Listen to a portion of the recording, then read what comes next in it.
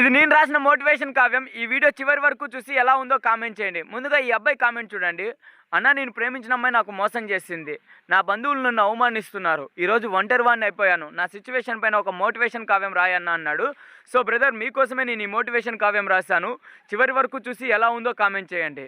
నడమంత్రపు నాటకమేరా ఈ లోకం, ప్రేమ పేరుతో భ్రమలోకం, తొలి చూపులో స్వర్గం, తుది చూపులో నరకం, రాలిపోయే పువ్వును పట్టుకొని ఏడ్చకురా యువతరమా, ఆ ఆశ్రయం నీది కాదు, అదొక మోసపు బొమ్మ, బంధుత్వం అంతా బజారు సరికేరా, లెక్కల అవమానాల దొంతరా, నిన్నటి చెప్పట్లే నేడు నిన్ను నిందించే కొత్త సరంజామ, నీ అడుగు అడుగులోన తడబాటు, అలికిడి లేని ఒంటరి ప్రయాణం నీది, ఈ నిషీది నీకు నిప్పు, రేపటి సూర్యుడు లాంటి నీకు ఆయుధం, నీ కలమెత్తే కత్తి, నీ శ్రమే నీకు రథం, నీ కన్నీటి చుక్క కాదు అది, నీలో కసి పెంచే మంత్రం అది.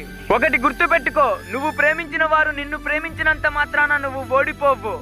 నీ బంధువుల అవమానాలు శాపాలు కాదు, అవి నీలోని ఆవేశాన్ని రగిలించే నిప్పు రవ్వలు. పైకిలే, నిలబడు, నీదంటూ ఒక సామ్రాజ్యాన్ని సృష్టించు.